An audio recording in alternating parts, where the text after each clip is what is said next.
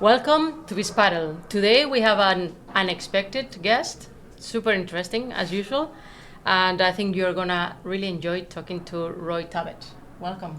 Thank you so much, Rosa. Thank you. So people may wonder who is Roy Tabet, and he's a paddle player, professional paddle player, paddle coach, and he's from Lebanon. So something totally unexpected, at least to me. I'm ignorant and happy to be an ignorant as long as I learn new things. And he works at Reserve right now. See, yeah. So we would like to know, how did you discover paddle? Yeah, definitely an interesting one. So I played tennis my whole life, since I'm 3 years old. Represented my country many times, came to the US to play tennis in college. And so through my college years, every summer I'd go back to Lebanon, see my friends there. Then in 2022, recently, not that far. Yeah. So 2022, I go back to Lebanon for the summer in August, and we go to the mountains. I don't know if you're aware, but we have like some ski resorts that turn into like a summer place where people hang out in the summer. Like Aspen here, right? Like Similar, very similar. And there, a club brought 2 paddle courts, maybe 3. Okay. 3 paddle courts as a little pop-up thing. And it was there for the summer, and my friends invited me for a game. Okay. I went, and that was the first time I played. Didn't really think much of it. Okay. I liked it. I was okay at it, obviously, because I had this tennis experience. Then fast forward to the winter of that year, so between 2022 and 2023, I go back for the winter holidays, and I was surprised to see a couple clubs already emerged. Okay. And from 3 courts But at in a the pop-up. city now. In the city now, Oh. yeah. So from 3 courts as a pop-up, it became like a proper thing, and maybe 2-3 clubs established themselves as, the first ones there. And I started playing a little bit more with my friends, and they tried to get me into it. Oh. My dad especially was not very happy because Tennis. obviously he wanted me to keep on playing tennis. So then it became, gradually from a percentage-wise, started playing more paddle, and that's how it started. But you were top player in Lebanon in tennis, right? Yeah. Or at the top at least. Yes, Yeah. I was number 1 locally for a couple of years, 3-4 years maybe. So I think it wasn't that obvious to jump into paddle. It was a personal choice. It was, and it was also controversial. Some people in the tennis community were like trying to discourage me from it, and on the other hand, some people from the paddle community or my friends from tennis who switched to paddle were trying to encourage me to like take it more seriously. And I think I went at it pretty carefully. I started doing both, and then saw how it went, and I liked it more and more, so I gave it more importance afterwards. And how has been your paddle journey from discovering the sport to becoming a person that makes a living of paddle? Yeah, so I mean, it was on and off, because I would go to Lebanon, play there, then come back to the US, and I didn't really play until the winter of 2023. So December 2023, I think, was the first time I was in New York, and I went to Paddle House in Dumbo. Yeah. Funny story, but they asked me to go to get rated to be able to join the competitions there that they do every Sunday. Yes. And they wanted me to take a clinic with some beginner girls, and then the coach there was like next. Yeah, it was pretty funny. But yeah, so that was the first time I went, and I played for a couple months there until Reserve opened back in like June. Then I met Jordan, who was the manager at the time. And yeah, we took things from there, and I started working with them for the summer. And here you are. And here Because I you're am. right now in Miami, and Yeah. today you had some clinics too. That is true. So how is your life now with paddle? I will say it's a mix of on-court and off-court work. So I started working at Reserve in Hudson Yards in New York. First club in Manhattan, so pretty big deal. First and only so far. No, not an easy task to open a paddle club there. So I think Wayne and the team at Reserve have done like a very good job, putting that up and making it work, and making it a real business. And so I joined, and it was super exciting. I made them understand that I loved playing and I loved coaching, but obviously like I would really appreciate more responsibilities, and it's an environment where You can grow, like right? exactly like every new thing that pops up, you try to find your way into it. And I've always been interested in the sports business, so I try to take on any tasks even without anyone telling me to do them. I try to learn because I see a lot of things happening. There's the expansion plans. Even being around these people, I learn a lot. So I'm very thankful for that opportunity. And how was also your paddle journey, right? Because you are somehow self-taught, but then you start playing with people that are really good. So I don't know if you take like some shots or strategies, or you read, because I see people on YouTube, but I don't learn from YouTube. I can see it, and then I don't put my elbow up. So I know myself, I need a coach, but that people is top level, they maybe can learn like that. So how was your journey to become a person that can make a living, a professional player? I want to say there's a threshold to where you're a professional tennis player, or you've taken so many lessons. I mean, I played not only tennis, like I played every racket sport you can throw at me. And there are a lot of concepts that you can transfer and translate from tennis to paddle, like specifically footwork, split step recovery, stuff like that. I will say between 60 and 80% of tennis is transferable to paddle. Okay. I mean, the main shots I had to work on were probably my bandeja and my figura. Well, obviously without the wall shots, but as a shot itself, the figura and the bandeja are the only thing I kind of had to learn from scratch. And I'm still learning. It's a work in process, especially for consistency. You still have to repeat stuff and repeat to make them, Yeah, but I think also, like yesterday we were with a group of friends that you also know, and I think it's good to have a profile like you that is a pure tennis player from a very young age that is now in paddle, because you understand the learning curve, and most of the people that would go to reserve to learn, they already have a tennis background. Mm-hmm. So that way to help them translate is different that from teaching to someone like me that started with paddle, right? So most of the people that go there, I guess they've done the same as you did. Exactly. I think it's a very valuable thing that I can translate my progress and my, journey through it, since I come from that tennis background and I'm doing the switch and I'm trying to learn. I can also give that back to the clients and give them this experience of how to adjust these little things and make it work into something new that you've never done before. I think I gotten pretty good at understanding what goes through the mind of someone who comes from tennis, or even a beginners. Totally, like after a bit of trial and error, you figure out what works and what doesn't. And so we need to talk about something very controversial. El saque bandeja, like the bandeja serve. Like, how do you teach people to serve from down and under the waist? Because it's something like when you see someone like, no. Yeah, you do see the occasional people who would throw the ball like a tennis serve or would bounce it too high. I think that's not that big of a deal. You have 3 pointers, 3 rules to follow, and then that will ensure you serve well. Just start elbow high, like drop the ball, don't bounce it, stuff like that. Yeah. And what about the walls? How do you teach people? Teach the wall? Yes. If you've done a squash, like maybe you have more references. But I think first you play against the court itself, and then against the people on the outside. I think there is no perfect recipe. It's just about, first of all, removing the fear, because most people who start playing it and don't take lesson, they still have that anxiousness when the ball gets to the wall.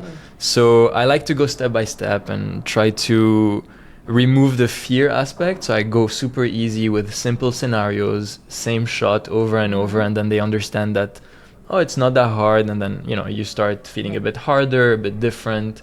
I think it's just good to go step by step in general.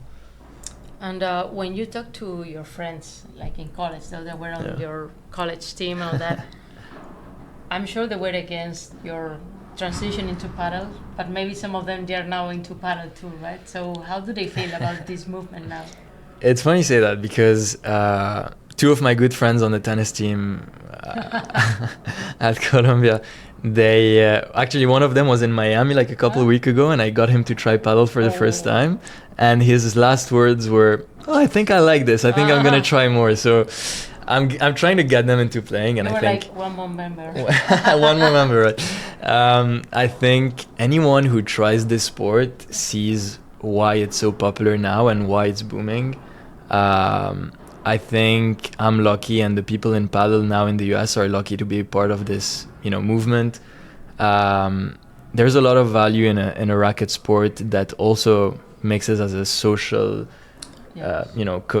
communion kind of aspect to it.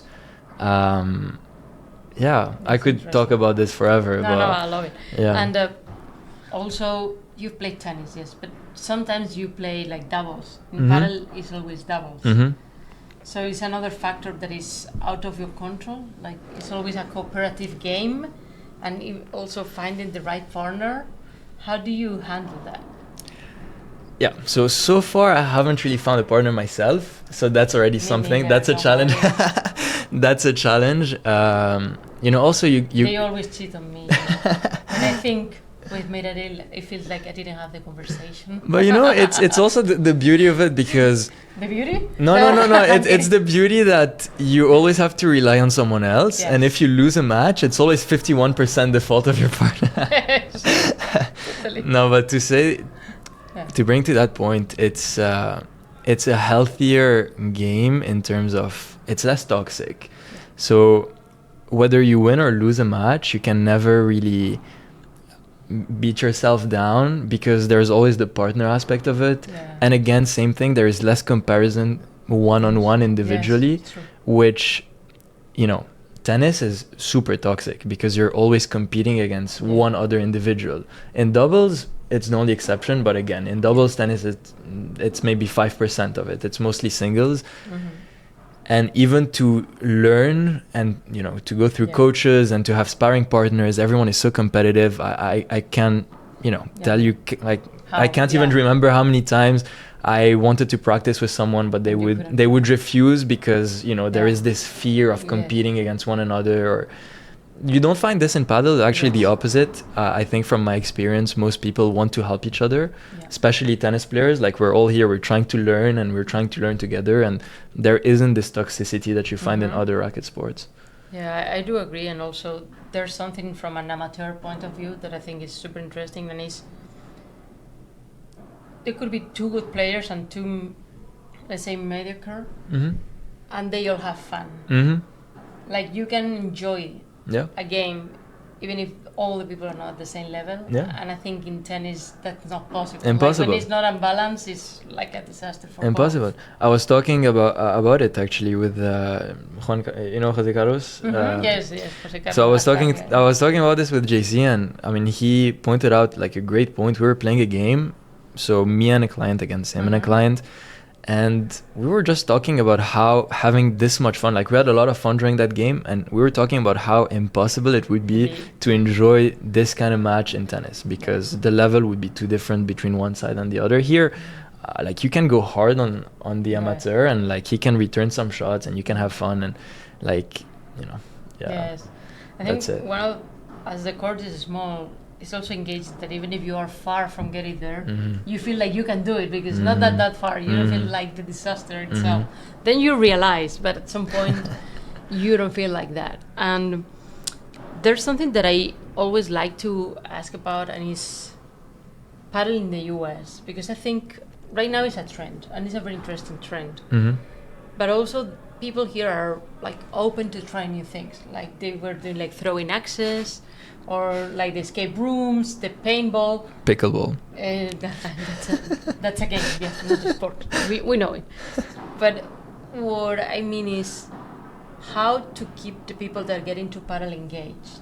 Because I think here the coaches and the communities have a very important role to keep people engaged, like belong, but also have some progress. If not, Americans are competitive. They're going to go and try any other thing. Yes. So I think what we're doing well here, and especially actually what Reserve is doing well, is they're trying to excel on different verticals. Like, yes, we're building clubs. Yes, we're expanding maybe to new locations, but we're going at it very early, that we're organizing tournaments and events where, we're giving people this exposure to the top level of, competition, like Reserve Cup. We're getting literally the 10, 15 best players in the world to come and compete in front of a crowd who maybe, I would say 90% of them have no idea who these players are, but they're getting to witness, the best level of this sport that they can during the expansion of the sport itself in the country. Like, it's crazy that we're getting this good of content tournament-wise in the country without even being a quarter developed as a sport. But I think that it's a good thing, and it's definitely helping the sport grow, and it's getting people engaged, and especially kids. If you see kids can start exactly. Now, what will help later on is obviously having a national hero between quotations. So you need a good American player to be out there and to represent the country for it to grow even more. I think that's super important. Like the next generation, like the process of creating a hero that people can follow and want to be like them is inspirational and relevant for the industry itself. Absolutely. So to see them competing, I don't know, in 5-10 years time, and not always being like Spain and Argentina in the World Cups. Yeah, that's an issue that every country has, and that we will see a change. There will be a change, but it will take, as you said, maybe 5-10 years. Yeah, and you're part of that, right? Like you're I'm hoping, and into that. To me, the cruelty of the Reserve Cup is that you see them, but then the game has the same name, but they play to another thing. Yeah, they play at another level. It has the same name. It's called Padel, but it's not the same thing. They're just too good. Yeah. No. So going back to your origins, you are from Lebanon. Sí. From Beirut. From Beirut, yeah. Right. How is Padel there? Because every time you go, you find something different. But I think you showed me a little club the other day, to see the evolution. How is the Padel atmosphere there? It's a very, very, very vibrant community. People love to play sports back home. They search for excuses to go out of the house and go play something. Okay.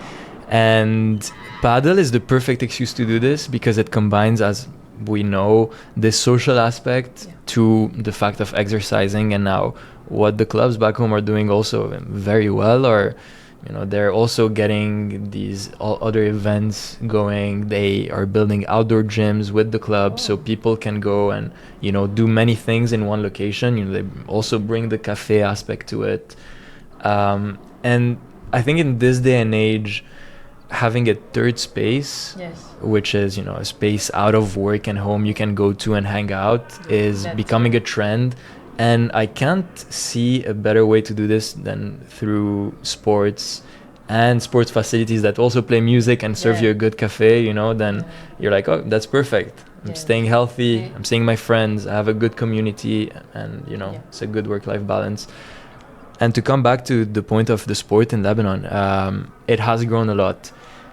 A big part of this is some investors, some people who are really betting on the future of it in the country, and seeing how much people are enjoying it, and how almost all the tennis community transferred to it. Wow. On the national team, we traveled recently to Kuwait for the World Championship qualifiers. So you played? So I played in the World Championship qualifiers.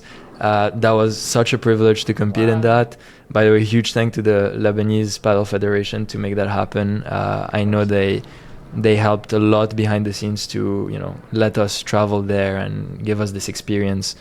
So we were out of 15 between girls and boys, I think 13, if not all of them were from the tennis community before. Wow. So that was nice, and it was honestly, from all the trips I've done, one of the nicest ones. Because it's your team, it's your country. Many few times in your life you have that opportunity. Absolutely. And going back to the US now, like Reserve in Hudson Yards is about to open again. Yeah, reopening. Like new season. Yeah. So what are we going to find this year? So we're going to find, for the winter season at least, a bubble that's going to cover the 3 courts we have. Finally, we'll be able to play again. Then I can go to Little Spain and Then you eat can the go- calories that I burn. But Exactly, and you can cross the street and eat a good torta. But no, it's exciting because last season we closed for the winter, Yeah. and then summer came and we saw how much traction the club was getting and how much people were eager to be on court, and we even had too many members for the little amount of courts we had, so it was always a challenge to get everyone happy Yeah. and let everyone play. And you can imagine how this translated to the winter season where our members really, really wanted to play. So it was it was an effort by the whole team to make that Mhm. happen and to build this bubble in time for us to enjoy a couple months of winter. Yeah. The demand is definitely there, and I'm glad we made that happen in a somewhat timely manner. Yeah. And I'm excited to go back. So I've been in Miami for a month, while this was Okay. being built, but I'm excited to go back and resume And work there. prepare everything, right? Like the events, because I know you do really good events too. I've heard things about that. No, yeah, we're doing DJs. I don't want to tell that.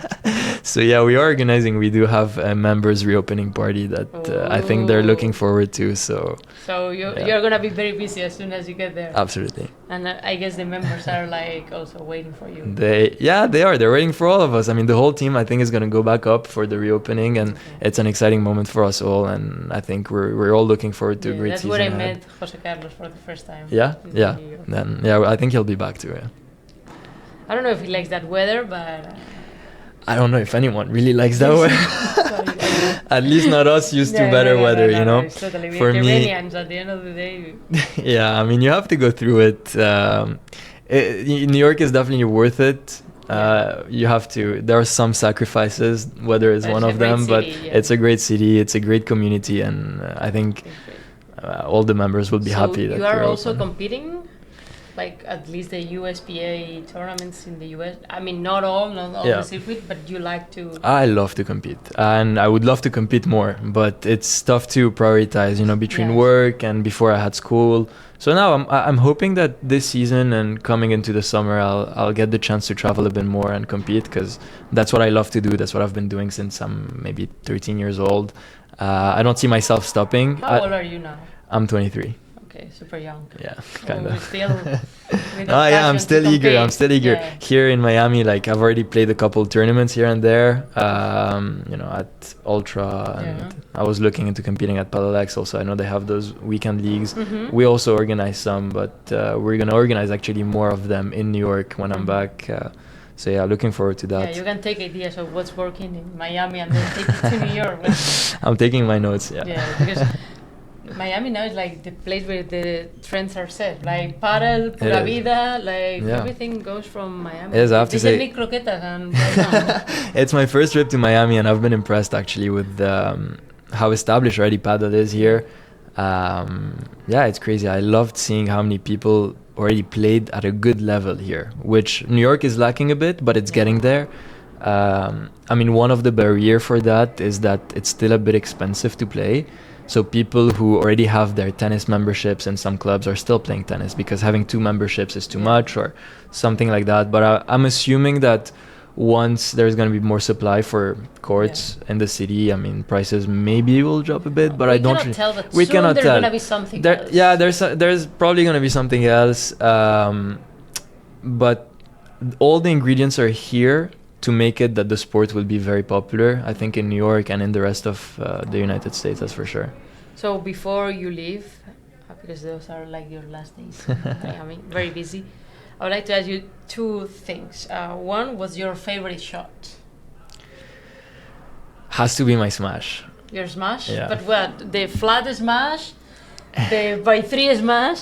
By 4? Like I think the fast? What? I think if I have to put an order, it's my flat smash, then my by 3, and probably after I'll have to say a good dormidona or something.